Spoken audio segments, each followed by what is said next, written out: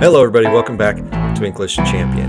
The last few weeks, I've been talking a lot about how we have, I think, a bit of a problem in education where there's a lot of very smart teachers, people who have lots of experience in the classroom, and or even educational theorists, who aren't necessarily active teachers, but they've just studied learning and they know what they're talking about.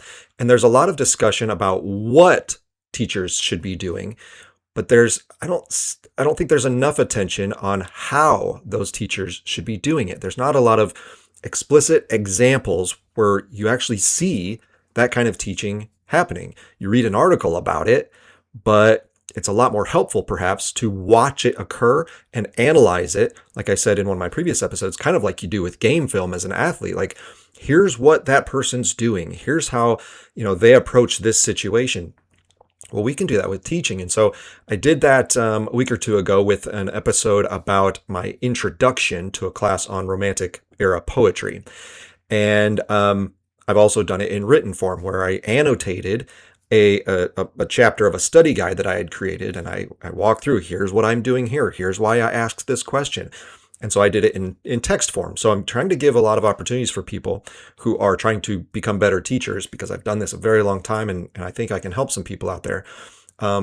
Because the reading articles about what you can do is good, but I think this might be even more helpful. So I'm going to create another little short video here for you regarding another lesson I've taught. And we're just going to watch a few minutes of it. And I'm just going to break down for you how I went into teaching this lesson and why I do the things that I do. This lesson is from the same course that I was teaching before, where I was kind of a guest lecturer in a course that was kind of covering the time frame between the Enlightenment and the end of the 19th century. So, like 150 years worth of material. And I was asked to talk for 3 days. That's all I got. And so I did the poetry unit. And then I'm doing 2 lectures on A Tale of Two Cities, Charles Dickens' famous novel. And so I'm just going to show you a short clip, about 8 minutes long, of that lecture. And it's part of day 2 of that lecture. And again, I'm going to pause it and walk through, here's what I'm doing, here's why I'm explaining it this way, here's what my brain was doing, and here's what I'm trying to get the students' brains to do while I'm talking to them. And so we're going to break it down kind of, again, like watching film if you're an athlete. Just to set it up, this is day 2 of my lecture. And so, I'd already been well into the novel, given tons of background about Dickens. And now we're into the real themes and the real lessons we should be getting from this great novel. And one of the things we are picking up with here as this clip starts is a big difference between the French Revolution and the American Revolution. We kind of, in this course, were the history folks were presenting some of those differences, and I knew that the students had read this great book, Sister Revolutions, French Lightning, American Light. Excellent history book if you're interested, but again, just showing the difference between how France went through their revolution and how we in America went through ours. Very, very different. And while ours had a war involved in it, the French version was just way longer lasting and was really way worse. And so I pick up with that here at the start of this lecture. But even before I do that, I want to show you just this 1-minute clip of how I actually started this day, because the longer clip I'm going to show you is actually from the middle of that lesson. And the reason I want to show you this first short 1-minute clip is because one thing I do constantly with my students, whenever I'm teaching anything that's brand new, and for many students, this novel is brand new. They don't know anything about this stuff. So I have to create as many opportunities for them to stick with me and not let their brains drift and get bored and get distracted and all that stuff. So I'm constantly searching for things to connect to. And I even make that explicit in the first minute of this second day of my lecture. And so I've shown this clip other places, but here's just a quick clip that shows my thought process as I go into teaching this great book about connecting different subjects to this Dickens novel. I was looking back over my notes from the other day and looking at my notes for today, and by the end of today, I will have talked about the following subject areas, all right? Literature and mythology, film and television, sports, psychology, sociology, history, philosophy, politics, economics, geography, and theology.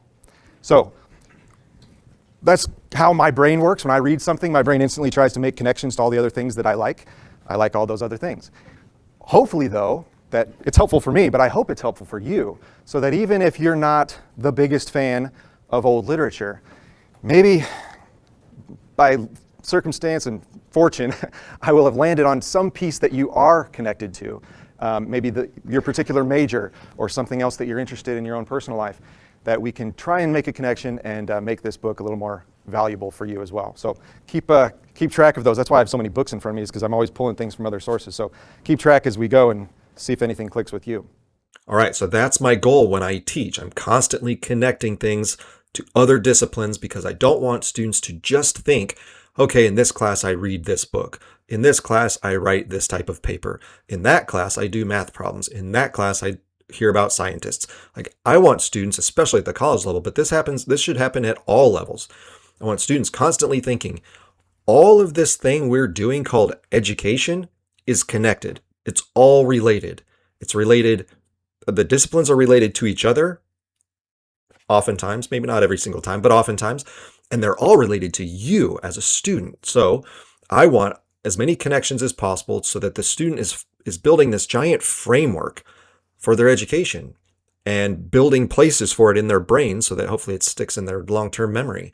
But if we only talk about certain subjects in certain classes or when we read certain books, well, the kids just build these little teeny tiny silos in their brain. And if they remember it, okay, but they don't understand the larger connection between all of them. And that's what being a wise person is. It's understanding that all of these things in life are actually related in some way. And so I make that explicit, and literature is the best way to do that because it's about people and the actions they take and the decisions they make and the stories they live out. And so, those fields that are really about people, this is so easy to do if you have enough background knowledge and you know how to explain these things. But you've got to look for opportunities to make connections for students. And so that's what I'm going to do here. As I said, I'm just finishing up a quick discussion, a kind of a recap and a summary of their discussion that was more of a history-based discussion before we dive into today's literature lesson. And so, as I said in my previous video, I'm constantly reminding students, okay, the other day in class, here's what you talked about. These are the key ideas from the other day, so that we're going to expand on those today because I'm going to add new things to it. But don't forget about the old stuff. We're just adding to it, and it's all going to build a bigger context for you. So what I was doing is taking the history ideas and actually presenting them from a mythological perspective, and getting into the ideas of chaos and order and kind of the psychology of that. And so I was outlining for them really quickly at the end of the previous clip that the French Revolution was completely mired in chaos, and that chaos is what's going to lead to today's lesson. And so it's all sequential. I take what the previous professor talked about the other day, I put my own spin on it, and then I add to it with examples from today's lesson. And again, the examples I'm going to provide are just a few minutes long. So we'll just look at those very quickly, and I'll stop to explain as we go. So here's how I start. France it took longer for them. They were stuck in the realm of chaos for quite a bit longer. So again, these ideas from history or from literature, these are not new. These are not brand new things. These have been around for thousands and thousands of years. As I tie together the previous discussion, what I always want students to remember, especially from a literary standpoint, is, like I said, these things are not new. We can't allow students to think that, well, this was that story and it was written during that time, and here's a new book and this was written during this time, and they're separated, kind of disjointed texts and ideas. No, especially in literature, all these things are related and they've been going on forever. Even this new story we're going to read, it's new to them, isn't even that new. Okay, this is an eternal story, and that's why it's so valuable. We need to remember that we are part of an extended timeline All right. We are not just here in 2026 or whatever year you're teaching. We are part of all of human history. We have things in common with people who were, at the beginning of when humans became humans, and we're going to have things in common with whoever future humans are. And we are all part of this. And so this continuum and getting students to connect to past lives, past histories, even in fictional form, it's helping them realize, oh, I'm part of this giant story. We're reading this book, but even this book is related to a bigger story, and I'm part of this story. And so maybe this is valuable for me, even though this Dickens book was written in the 19th century. If it relates to things even before that, and it's going to relate to things beyond us, maybe it's important for me. And so maybe I should remember it. And so the constant reminder of how all of this is connected, and we can't just isolate people and places and times and not think that we're related to them. Everything is related. So now that I've introduced, or I've followed up on the idea of chaos, what about the novel A Tale of Two Cities demonstrates this kind of chaos? And that's where I dive in. When you get stuck in the realm of chaos, what's something else that this book does a good job of identifying? Well, what happens in mobs and crowds?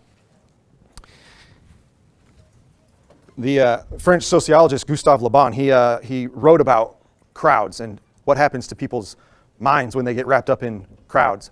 And his ideas were kind of revolutionary because he actually predates Freud. And so he's the first one to look at how people's minds change when they're around other people. And he says there's basically three characteristics of a crowd. And he says, one, people feel stronger than they otherwise would be. There's strength in numbers, let's say.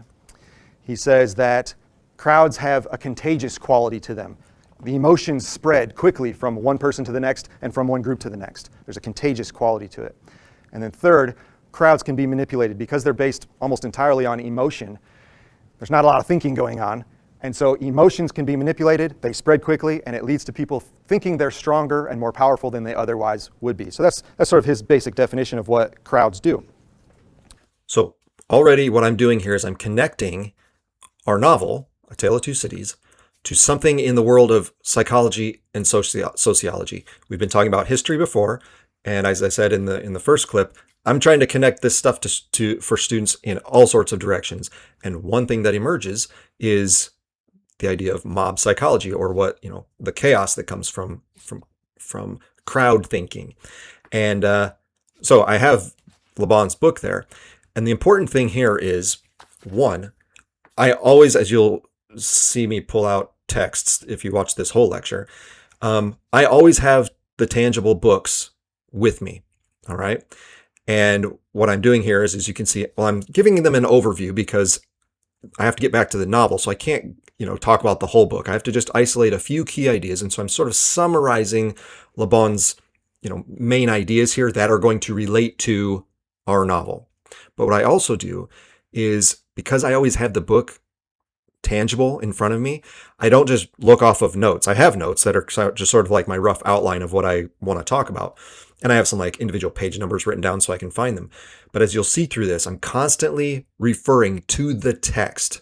All right. I'm going to flip to pages in Le Bon's book. I'm going to flip to pages in Dickens' book. I'm constantly interacting with the text. And I do that for a couple reasons.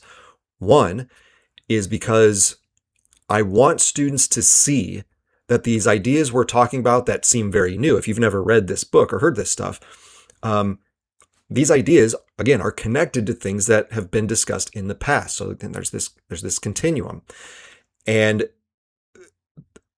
that these things are found in books. I want students to know that, especially in our digital world where nobody reads tangible books anymore, that if you want to learn these things, the books have the answers. All right. Could you find this digitally? Yeah, maybe. I mean, it's an old book. I'm sure there's probably an online copy somewhere, but I read things by hand, and I make notes and I underline in my books and dog ear pages and all that stuff. And so I want students to know, oh, this is what it looks like to be a scholar, but also someone who's well read and who can refer to all sorts of different subject areas. Even though this guy's teaching literature, oh, he also knows about these other fields. Again, back to everything's connected. And as I said at the beginning, like this is how my brain works. I do this naturally. But what I'm doing for students is I'm showing them you could do this too. When you become more well-read, when you have different frames of reference, when you know about other fields outside of your own major or just outside of your own specific interests, you can see connections. The world starts to open up to you, and you can make more sense of things instead of going, oh, this novel has a bunch of violence because the crowds go crazy in France. You can go, wait a second, this is actually a real thing that human beings do. This is a social scientist who studied this stuff. And so this thing we're reading about in the novel isn't made up. It's not a fantasy. It's not just fiction. This is how real people act, and there's scientific evidence for it, and it's found in this book. So I'm constantly showing students, as I'll pick up books throughout this whole lecture, I have a whole stack full of books there, that, again, I want students to see what the process looks like. Like you're kind of seeing a glimpse into my own brain.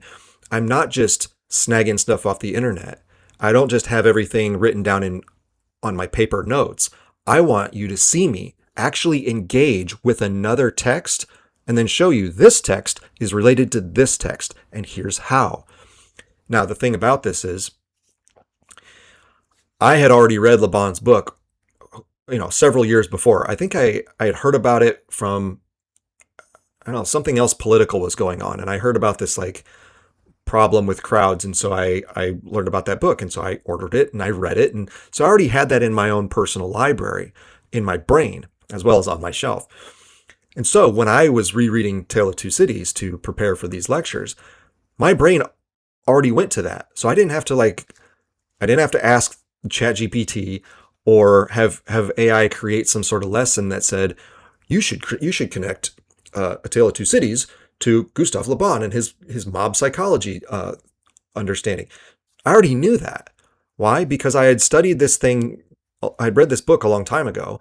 And so when I read this other thing, my brain built the connection. So again, because I'm old, I've been doing this forever, and I read all sorts of things. And so when I teach, I'm doing that naturally. But what I'm trying to do is teach the kids that this is how they should be doing it as well. You should read a lot of different stuff so that when you encounter a novel like this, or it could be nonfiction as well, you can make more connections. And the more connections you have, the smarter you get. And that's how things stick in your long-term memory. And my goal is, hopefully by the end of this day, I will have touched on a couple things that they go, oh, now whenever I see crowds engaging in violence, whenever I see a riot, whenever I read a book like this that talks about people doing crazy, violent things, I can go, oh yeah, we talked about that. And that's actually a real social psychology thing. And that idea has been around a long time. So I understand it better, and I'm going to remember that. And now this thing I'm seeing out in the streets or on the news at night, this isn't new. This is what's been going on all the time. It's just the same stupid people doing stupid things over and over again. They haven't learned these lessons. And so as a reader, I'm trying to get them to learn the lessons and understand the world better, understand people better. So that's where I'm going with this. And I'm going to get into specific page numbers from that text here, and I'm going to connect them to the text from Dickens. So here we go. But what also happens, or a more detailed description of what happens, is called de-individuation. Any of you in your social psych classes, you'll probably hear about that word. De-individuation is where you lose yourself in a crowd. So I'm making a quick point there that, again, this occurs in other subject areas. So in your psychology class, you might hear this word. Maybe you've already heard it, and now you're going, oh, that class now connects to this class. Great. Or could go the other way. I'm teaching you a new word, de-individuation, and now when you take psychology and you hear that word, you can go, oh, that's like what happened in A Tale of Two Cities. My literature class is now like my psychology class. Okay, I got it. I understand this better. So I'm constantly dropping references like, oh, you may have heard this here. You may have had a class about that. You may have read this in another book here. Constantly helping them, because if they're not used to making those connections, it might go right past them. But if you kind of point that out and go, you're going to hear this word again, or maybe you've already heard this word and I'm using it now in a different context to help you understand it better. So I do that all the time. Teachers should do that as much as possible. So, a couple examples. If you look at book 2 there, brilliant description from Dickens where he says, Again, notice how I'm flipping through the pages live for them. "The sea of black and threatening waters, and of destructive upheaving of wave against wave, whose depths were yet unfathomed, and whose forces were yet unknown. The remorseless sea of turbulently swaying shapes, voices of vengeance, and faces hardened in the furnaces of suffering until the touch of pity could make no mark on them." So just a really quick example of how you don't become a person anymore. You're just lost in a faceless sea of anger, and you've lost your identity. We see this with the Jacquerie, the 3 characters that come to hang out at the Defarge's shop, that they no longer have names, that they just become number 1, number 2, and number 3. They're losing their own personal identity. So again, when that happens, people start to act in ways that they normally wouldn't. Here's another quick definition from Le Bon. And it often doesn't matter who the people are, because they figure out a way to come together. He says, "Whoever be the individuals that compose it, however like or unlike be in their mode of life, their occupations, their character, their intelligence, the fact that they have been transformed into a crowd puts them in possession of a sort of collective mind, which makes them feel, think, and act in a manner quite different from that in which each individual of them would act if he were in isolation. There are certain ideas and feelings which do not come into being or do not transform themselves into acts except in the case of individuals forming a crowd." So again, would people really be this violent if it were just them on the streets? Probably not. Probably not. Just really quickly there. So notice what I do whenever I am bringing in this other idea from another field to illustrate something or to make a connection for students. I always come back to the thing we're talking about, all right? So I don't spend a long time, drifting away from the point of this day in the class, which is talking about this novel. It's just, let me bring this idea in, let me illustrate it for you, let me refer to the text that Dickens wrote so you can see it played out, and then notice what I always do too is I almost always quickly summarize, just in case the kids didn't catch the language from the novel or something like that. I re-clarify it for them one more time. So I introduce a concept, I link it to the text we're actually studying, and then I summarize how those two things are connected or how they play out in real life, or I just clarify the example for them. All right. So there's sort of 3 steps to it. I introduce this new thing, which is already built on something we've already been discussing. So even that's not completely new, but I introduce this new thing.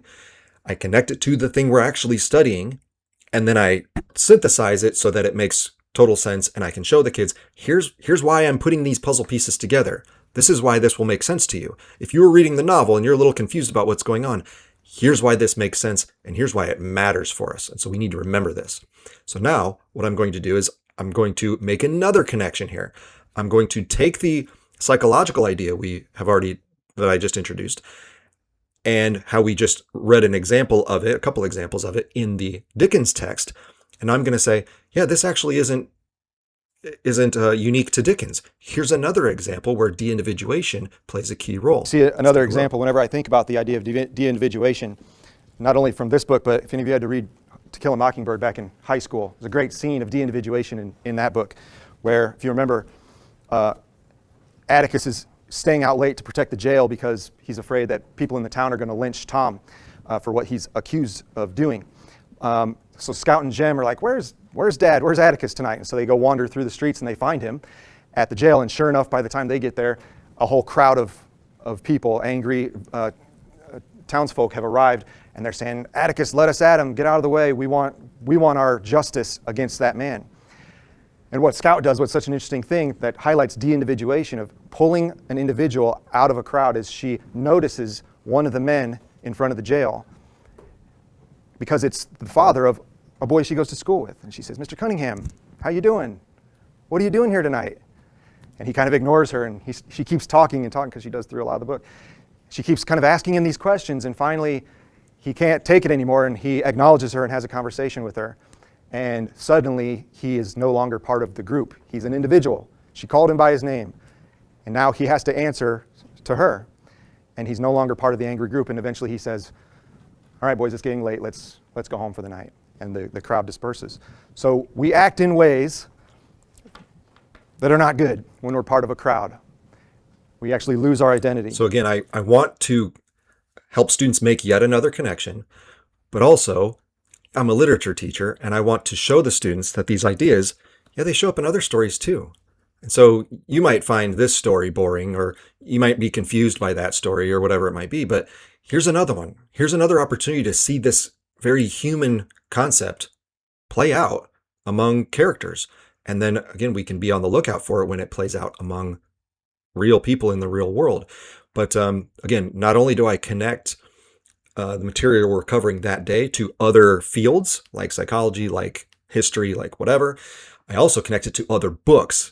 And I want to show students that they shouldn't just read one book and stop, that they should look into other books too. And maybe, as I noted, that maybe they read To Kill a Mockingbird in high school, but they had kind of forgotten this. And I want to bring back that connection for them and show them, oh yeah, you didn't think that was important then. Here's another book that shows you, oh, this is actually very important. Or if they hadn't read that book, well, now they might be interested to go read it. I want to constantly be trying to sell students on reading more books. And so that's why I bring in other literature, even in a class that's already about a different piece of literature. Let's keep going. And what happens is we become really, really stupid. That's exactly what happens. Laban says this: in the collective mind, the intellectual aptitudes of the individuals, and in consequence, their individuality, are weakened. The unconscious qualities obtain the upper hand. We stop thinking. They can never accomplish acts demanding a high degree of intelligence. In crowds, it is stupidity and not wit that is accumulated. The conscious personality has entirely vanished. Will and discernment are lost. So when God gives us the ability to reason, when we put ourselves in those situations, our reason falls away and we're led completely by emotion, and that's when we make the worst choices of all. Now, don't get me wrong, it's obviously good to be part of a group. We have athletes here. That's why you wear a team uniform. You're part of a group. That's why soldiers wear uniforms and have the same haircut, because you are giving up a part of yourself to strengthen the group. That's totally normal. But again, what happens is if you allow your morality, your individual values to be reduced, and you just go along with the crowd, examples like what we see in this novel are what tend to occur.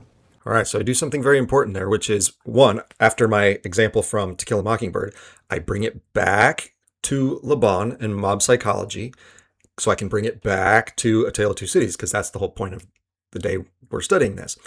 But also what I do there is, I'm in a big room, again, like I said in the previous video on from this time period, I'm in a room of about 130 students. I'm in a big kind of lecture auditorium.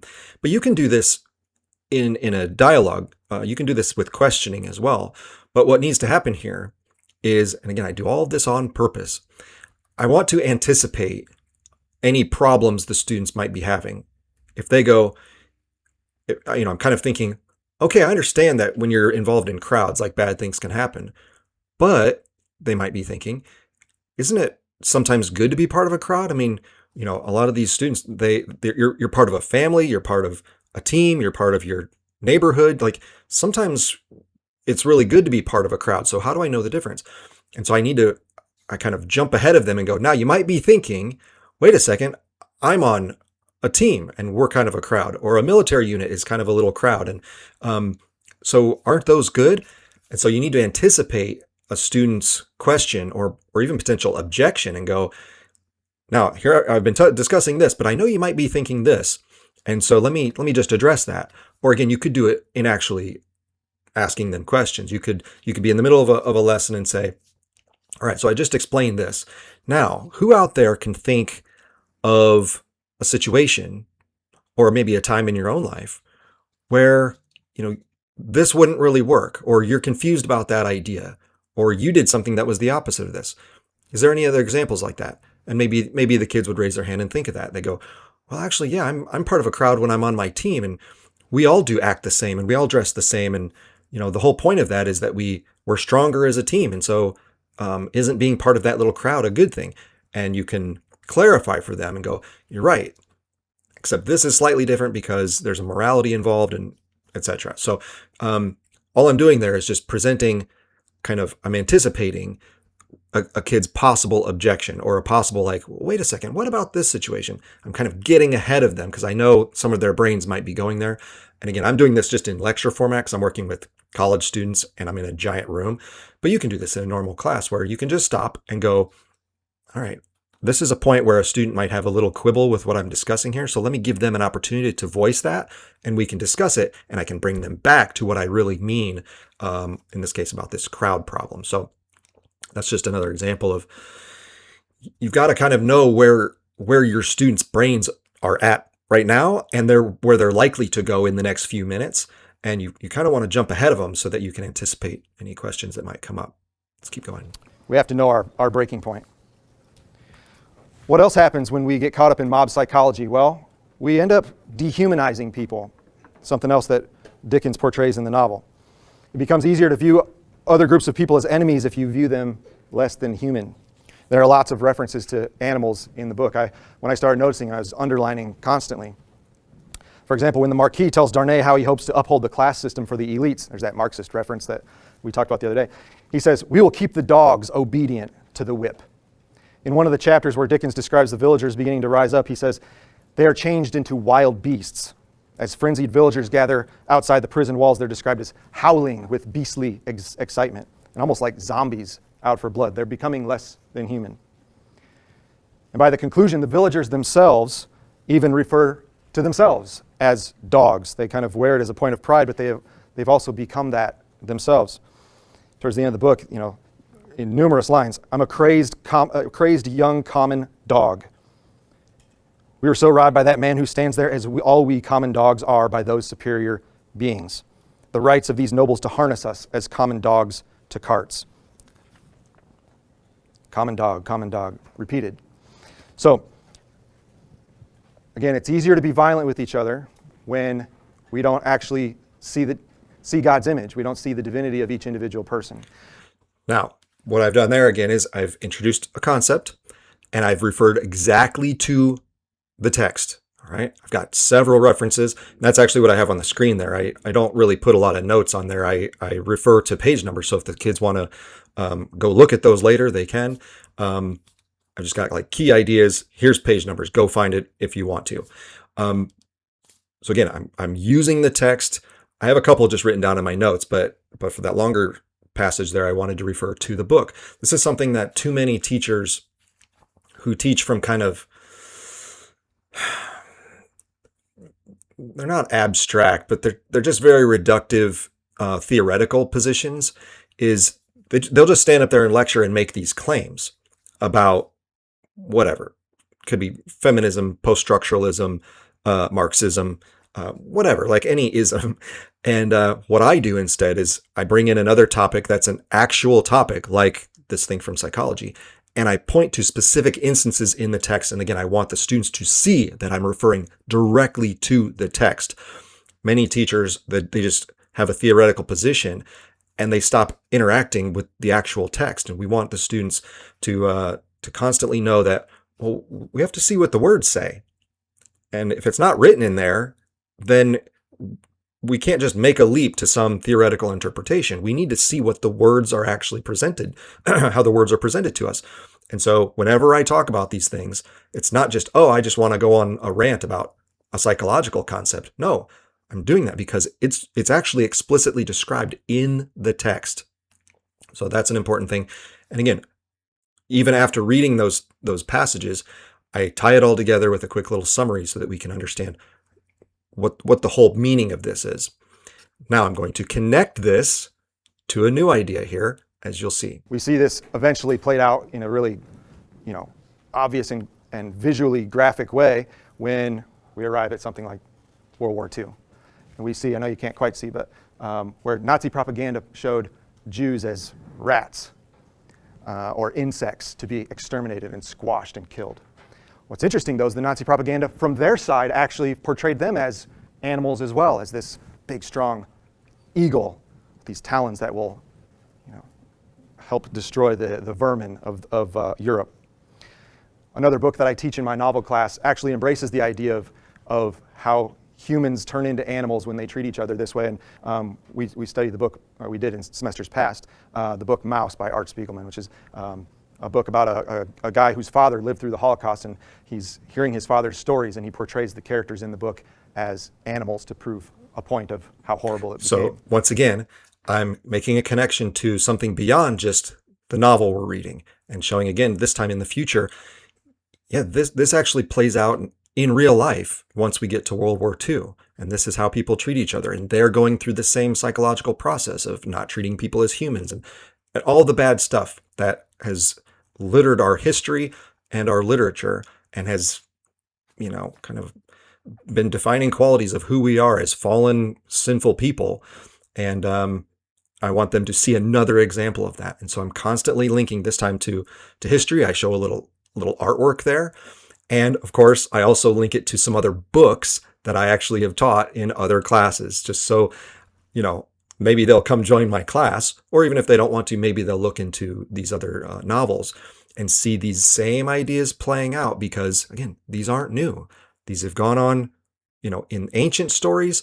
They're happening in our current novel we're studying, and they occur in books and stories, in our more recent past. So these ideas are always perpetuating, and it's because we're human beings. And we kind of do the same bad stuff over and over again. And I want the students to see that.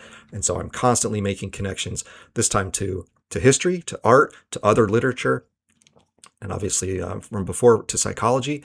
So making connections for students will hopefully stick in their brain and just make it more relatable to them as they continue reading through the novel. This is what happens in the book and in real life when we don't abide by justice, when we don't know what truth is, when we let ourselves get emotionally carried away for some political cause.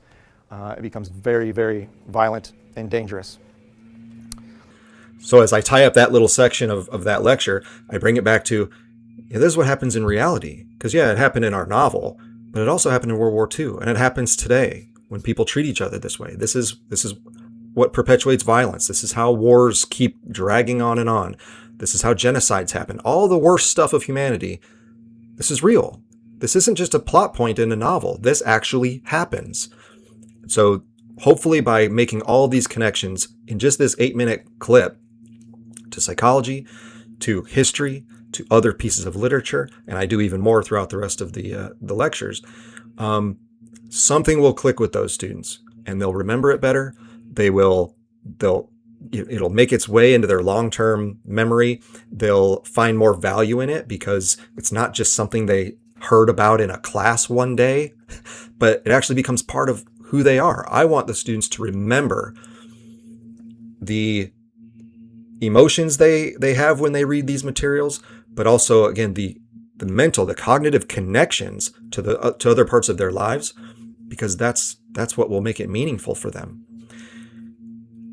Just to wrap up, I saw a Substack post recently that was kind of critical about administrators or other leaders in education. And it could be not just administrators, but other kind of mentor teachers or just people helping other teachers become better at their profession. And it said this line in the post. It said, "When did you last sit shoulder to side with a teacher and work through a lesson before they taught it? If you cannot remember, your instructional leadership lives downstream of where it produces the most value." And so that's kind of what I'm doing here. I want to, I'm not sitting side by side with you, but I'm kind of walking you through my process. Here's why I do what I do. It's been reasonably successful. Students seem to get a lot out of my lectures. Other professors who come watch me speak, offer me nice compliments that I do a good job of, again, connecting all these ideas and making this education more valuable. So this is what I'm trying to do for you, is I'm trying to kind of sit by your side and go, here's what I do. Here's my method for giving a lecture on this topic. And hopefully that's helpful for you, because again, like I said at the top, I want to try my best to not just explain what I do, but show you how I do it. I'm going to show you my mental process, show you my technique in front of a class. And I'm not saying it's perfect, but it's, it has worked for me, and I think it can work for you too. So I'll try to scrape together some more old clips of lessons I've given and offer those for you. But I hope that's helpful, and I'll see you next time. Thanks for watching.